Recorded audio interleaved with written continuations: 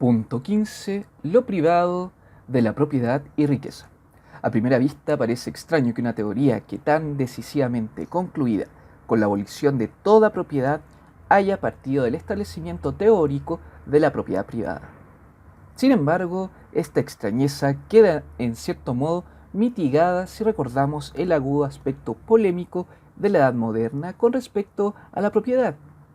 cuyos derechos se hicieron valer de manera explícita contra la esfera común y el Estado. Puesto que ninguna teoría política anterior al socialismo y comunismo había propuesto establecer una sociedad enteramente sin propiedad, y puesto que ningún gobierno antes del siglo XX había mostrado seria inclinación a expropiar a sus ciudadanos, el contenido de la nueva teoría no podía impulsarse basándose en la necesidad de proteger los derechos de la propiedad contra la posible intrusión de la administración gubernamental. La cuestión es que entonces, a diferencia de ahora, en que todas las teorías de la propiedad están en evidente defensiva, los economistas no estaban a la defensiva, sino que, por el contrario, se manifestaban abiertamente hostiles a la esfera del gobierno que, como máximo, se consideraba un, entre comillas, mal necesario y, entre comillas, un reflejo de la naturaleza humana, y en el peor de los casos, como un parásito en la que sin él sería saludable vida de la sociedad. Lo que la época moderna defendía con tanto ardor no era la propiedad, sino la búsqueda sin trabas de más propiedad o apropiación, contra todos los órganos que apoyaban la muerta permanencia de un mundo común, libraba sus batallas en nombre de la vida de la sociedad. No hay duda de que, debido a que el proceso natural de la vida se localiza en el cuerpo, no existe actividad más inmediatamente ligada a la vida que la laborante. A Locke no le satisfacía la tradicional explicación de la labor, según la cual es natural e inevitable consecuencia de la pobreza y nunca un medio para suprimirla, ni la tradicional explicación del origen de la propiedad por medio de la adquisición, conquista u original división del mundo común. Lo que verdaderamente le interesaba era la apropiación, y lo que había de buscar era una actividad de apropiación del mundo cuyo carácter privado debía estar al mismo tiempo fuera de duda y disputa. Evidentemente, nada más privado que las funciones corporales del proceso de la vida, sin excluir su fertilidad, y es digno de observarse que los pocos ejemplos en que incluso una humanidad socializada respeta e impone estrictamente lo privado se refieren a esas, entre comillas, actividades obligadas por el propio proceso de la vida. De estas, la labor, porque es una actividad y no simplemente una función, es la menos privada, por decirlo así, la única en que no tenemos necesidad de ocultarnos. Sin embargo, se halla lo bastante próxima al proceso de la vida para admitir el argumento en favor de lo privado de la apropiación, diferenciando del muy distinto de lo privado de la propiedad. Locke encontró la propiedad privada en la cosa más privada que se posee, es decir, en, entre comillas, la propiedad del hombre de su propia persona, o sea, de su propio cuerpo. La labor de nuestro cuerpo y el trabajo de nuestras manos pasan a ser uno y lo mismo, ya que ambos son los medios para apropiarse de lo que Dios ha dado en común a los hombres. Y estos medios, cuerpo, manos y boca, son los naturales apropiadores, ya que no pertenecen en común a la humanidad, sino que se dan a cada hombre para su uso privado. De la misma manera que Marx introdujo una fuerza natural, la fuerza de labor del cuerpo, para explicar la productividad de la labor y el progresivo proceso de crecimiento de la riqueza, Locke, aunque menos explícito, tuvo que rastrear la propiedad hasta un origen natural de apropiación con el fin de abrir esas estables y mundanas fronteras que, entre comillas, encierran la parte que cada persona posee privadamente del mundo de lo común. Marx tenía en común con Locke su deseo de ver el proceso de crecimiento de la riqueza como un proceso natural que, de manera automática, seguía sus propias leyes y se hallaba al margen de decisiones y propósitos. La única actividad implicada en este proceso era una actividad corporal cuyo natural funcionamiento no pudiera comprobarse ni aunque uno lo quisiera. Comprobar estas actividades es destruir la naturaleza y, para la época moderna, aunque eso afirme la institución de la propiedad privada o lo considere un impedimento para el aumento de la riqueza, toda comprobación o control del proceso de la riqueza era equivalente al intento de destruir la propia vida de la sociedad. El desarrollo de la época moderna y el auge de la sociedad, donde la más privada de todas las actividades humanas, la de elaborar, ha pasado a ser pública y se le ha permitido establecer su propia esfera común, hacen dudoso que la existencia de la propiedad como lugar poseído privadamente dentro del mundo sea capaz de soportar el implacable proceso de crecimiento de la riqueza. No obstante, es cierto que el carácter privado de las pertenencias de uno, es decir, su completa independencia de lo común, no podía garantizar mejor que con la transformación de la propiedad en apropiación o con el aislamiento de lo común,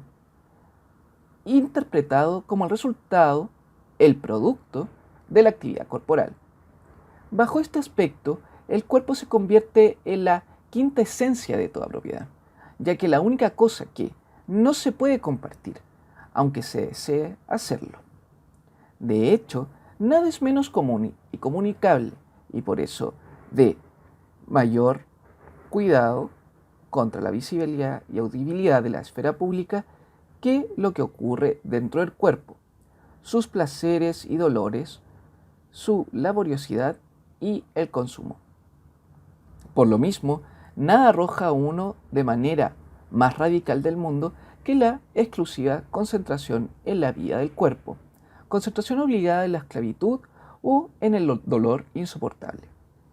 Quien desee, por la razón que sea, hacer de la existencia humana algo, entre comillas, privado por completo, independiente del mundo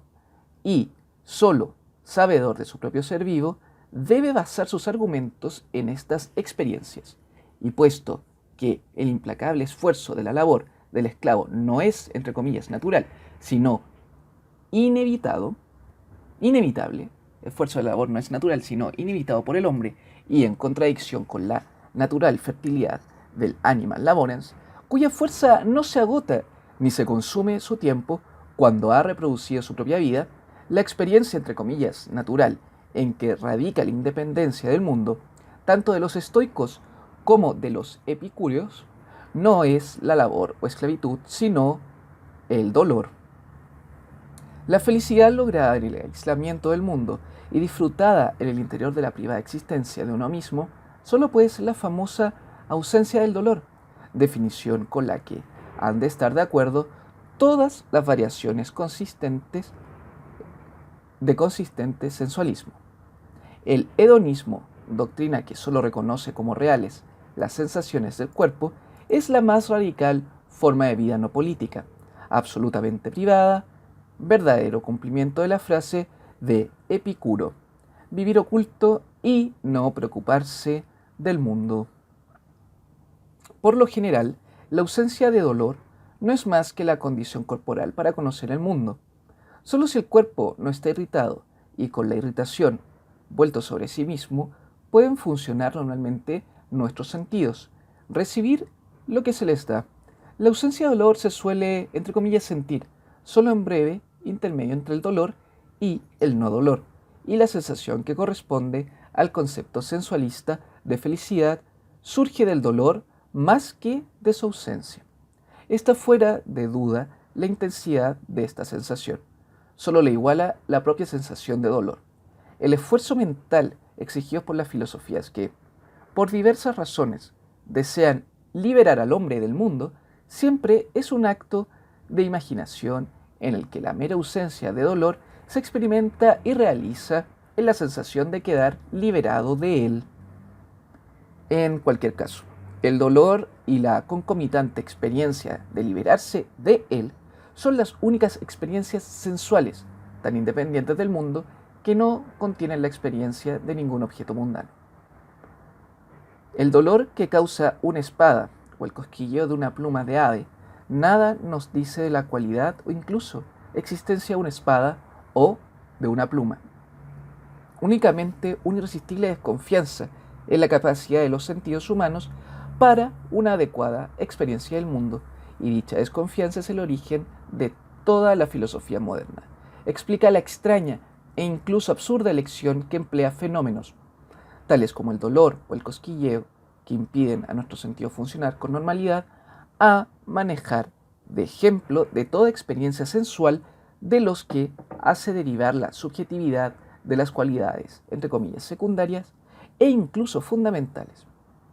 Si no tuviéramos otras percepciones que las sentidas por el cuerpo, la realidad del mundo exterior no solo estaría abierta a la duda, sino que ni siquiera tendríamos noción del mundo.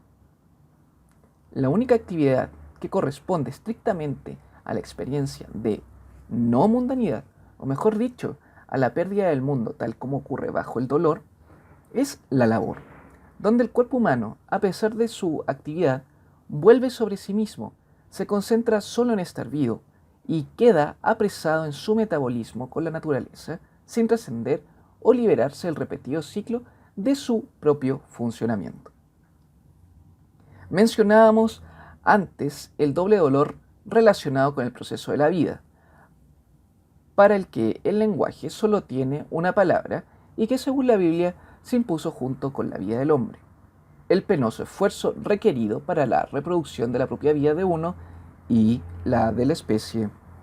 Si este penoso esfuerzo de vivir, fertilizar, fuera el verdadero origen de la propiedad, lo privado de dicha propiedad estaría tan sin mundo como el sin par carácter privado de tener un cuerpo y experimentar dolor. Este carácter privado, aunque esencialmente es lo privado de la apropiación, en modo alguno es lo que Locke, cuyos conceptos seguían siendo la tradición premoderna, entendía por propiedad privada. Sea cual sea su origen, esta propiedad era para él un, entre comillas, aislamiento de lo común, es decir, fundamentalmente un lugar en el mundo donde lo que es privado puede ocultarse y protegerse de la esfera pública. Como tal, permanecía en contacto con el mundo común incluso cuando el crecimiento de la riqueza y de la apropiación comenzó a amenazar con la extinción al mundo común. La propiedad no refuerza, sino que mitiga la no relación con el mundo del proceso de la labor,